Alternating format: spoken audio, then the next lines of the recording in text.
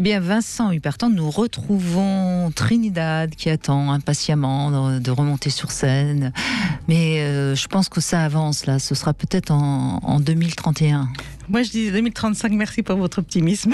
Vous voyez, ça approche, ça approche. Ne perdez pas courage. Eh bien, écoutez, en attendant, on s'intéresse aux hommes. Aujourd'hui, j'ai intitulé ma chronique Principauté et priapisme. Je commencerai par la principauté avec une pensée pour la reine Elisabeth qui a perdu son prince. Eh oui. Enfin bon, ça va. Hein. 99 ans, hein, franchement. Le prince consort n'entrera plus dans l'arène, tel un torero, pour planter sa banderille et la prendre avec des princettes. On disait 73 ans que le duc d'Édimbourg, la reine, et que la reine choisit le roi, ou plutôt qu'elle a fait du petit prince son 4 heures. Ce n'était pas le prince de Lu, mais le prince élu, c'est le principal. Elle ne le verra plus à poil, terminé le prince à épiler. Il y en a plein, restez vigilants. Il a troqué son kilt contre un linceul étendu dans son cercueil, un vrai prince à linge. Il est mort 2 mois avant ses 100 ans, un peu comme un coureur qui s'arrête à 2 mètres de la ligne d'arrivée. Il ne voulait pas franchir le siècle. Chez le prince, c'était une question de principe.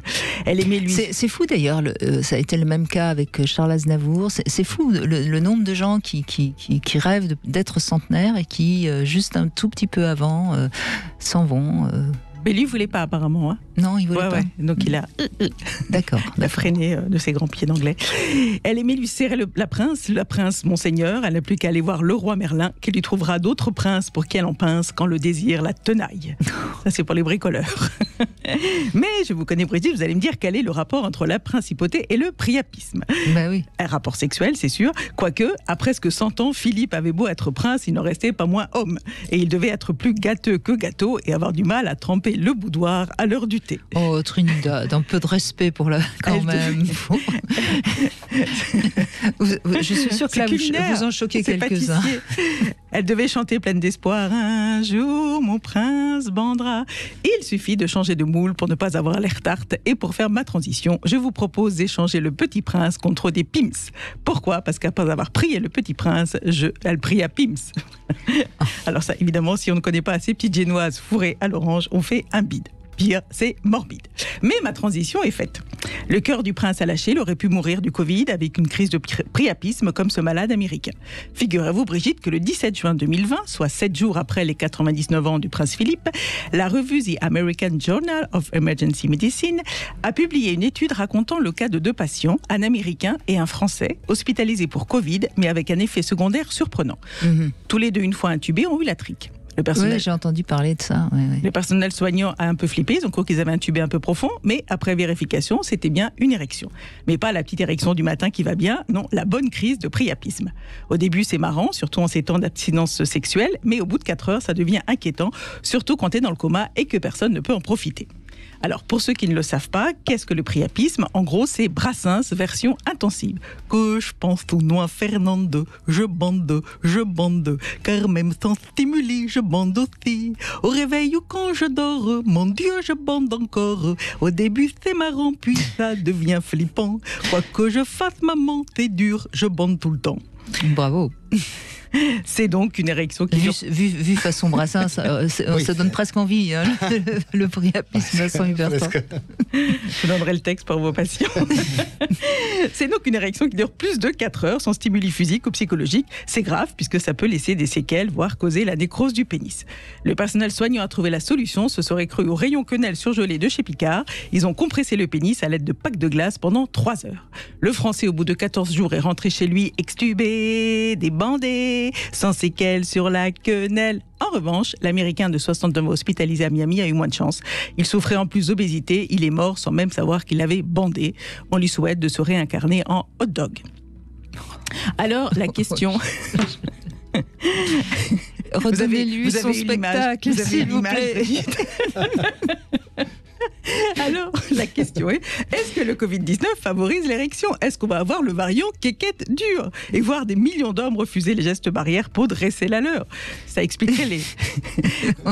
Ça pourrait expliquer les soupçons sur les Chinois d'avoir créé le Covid.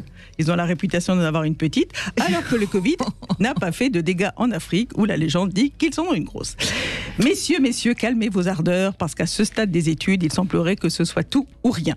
En pleine crise, on peut avoir des problèmes de coagulation sanguine qui provoquent des caillots sanguins et parfois dans le pénis comme ces deux patients et se retrouver à bander comme un genou en chantant comme Hugo Frey « Tiens bon la barre et tiens bon devant ICO » ou au contraire, comme l'affirme une médecin américaine, le Covid peut également entraîner chez certains hommes des troubles de l'érection.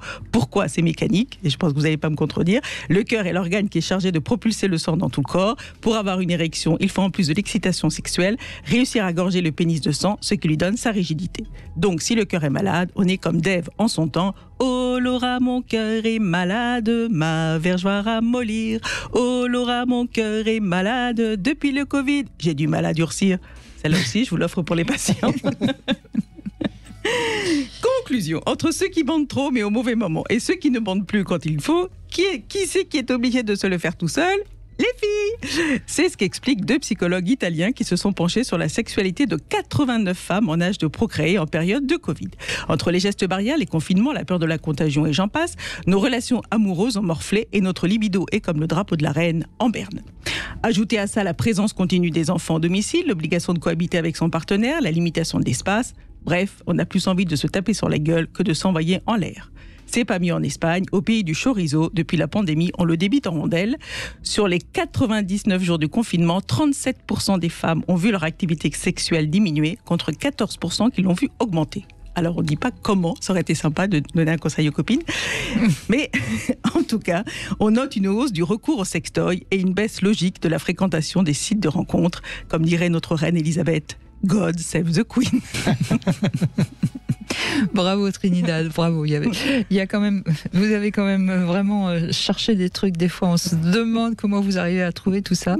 Mais merci de nous en faire profiter. En tout cas, on a hâte. Moi, j'ai hâte parce que je vous ai toujours pas vu sur scène. Pour que tu t'aimes encore votre spectacle. Il y a une représentation exceptionnelle jeudi après-midi, mais c'est très limité. C'est pour les pros, c'est-à-dire qu'on filme en même temps à 14h. Voilà. Ah bah oui, à 14h, je risque pas. Vous faites l'émission en direct. Et je risque pas de venir vous voir, ça c'est sûr. Bon, je penserai à vous avant de prendre l'antenne. Voilà, et la prochaine, ce sera en 2035. 31, 35, 31, oui, 2031, oui, je pense que ça ira bien. Ça ira bien. De toute façon, vous êtes en pleine forme, vous allez tenir le coup. Ah, moi, je tiens, je m'immunise, moi. En tout cas, bravo.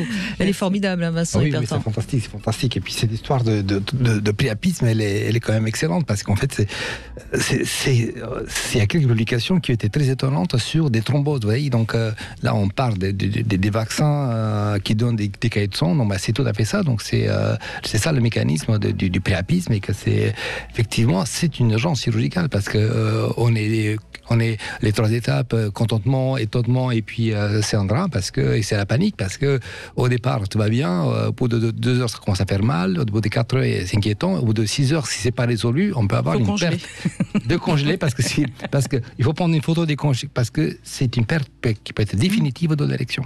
Oui, c'est d'ailleurs pour ça qu'on dit qu'il ne faut jamais mettre un cock ring trop longtemps, pas plus d'une demi-heure par exemple, parce que le cock ring c'est une sorte d'élastique qui fait garrot pour garder l'érection, mais si on le fait trop longtemps, ça finit par nécroser. Et c'est pour ça qu'il faut éviter, par exemple, de prendre des injections intracaveineuses achetées à droite et à gauche, parce que les injections, c'est des pourvoyeuses de priapisme. Si il n'y a pas d'indication médicale, ça va être complication redoutable. Finalement, c'est très fragile votre truc. C'est trop fragile. C'est trop fragile. Il faut vraiment qu'on en prenne soin. Ah oui. Finalement, c'est peut-être vous le sexe faible. Je confirme. Oui, vous êtes d'accord, Trinidad? Il faut qu'on en prenne soin de ces hommes. Évidemment. Écoutez, mesdames, arrêtez de les agresser. Soyez gentils avec, admirez-les, prenez-en soin. Voilà. Bon, merci en tout cas, Trinidad.